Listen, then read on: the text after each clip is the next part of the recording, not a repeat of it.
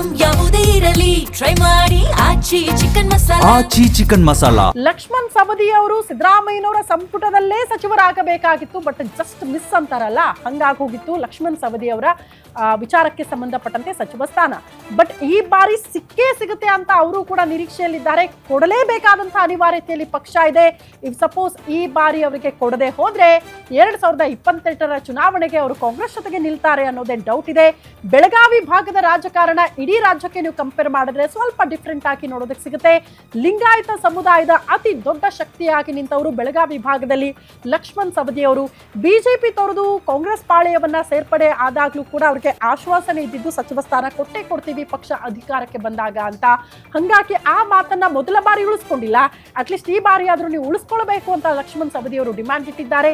ಲಿಂಗಾಯತ ಸಮುದಾಯದ ಅಡಿ ಅಥಣಿ ಭಾಗದ ಶಾಸಕರು ಅನ್ನೋದಕ್ಕಿಂತ ಬೆಳಗಾವಿ ಭಾಗದಲ್ಲಿ ಲಿಂಗಾಯತ ಸಮುದಾಯಕ್ಕೆ ಸಂಬಂಧಪಟ್ಟಂತೆ ಅತಿ ದೊಡ್ಡ ಶಕ್ತಿ ಅಂದ್ರೂ ಕೂಡ ತಪ್ಪಾಗ್ಲಿಕ್ಕಿಲ್ಲ.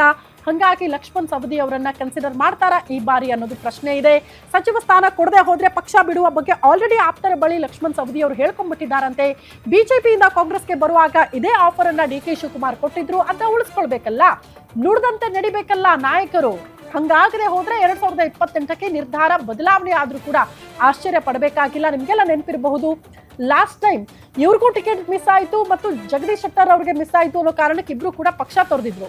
ಜಗದೀಶ್ ಶೆಟ್ಟರ್ ಅವರು ಮತ್ತೆ ಮರಳಿ ಗೂಡಿಗೆ ಅನ್ನೋ ತರ ವಾಪಸ್ ಆದ್ರು. ಲಕ್ಷ್ಮಣ್ ಸವದಿ ಅವರ ಹೆಸರು ಕೇಳೋದಕ್ಕೆ ಸಿಕ್ಕರು ಕೂಡ ನೋನೋ ನನಗಿಲ್ಲೇ ಅವಕಾಶ ಮಾಡಿಕೊಡ್ತಾರೆ, ಅದಕ್ಕೆ ಕಾಯ್ತಾ ಇದ್ದೀನಿ ಅಂತ ಹೇಳಿದ್ರು.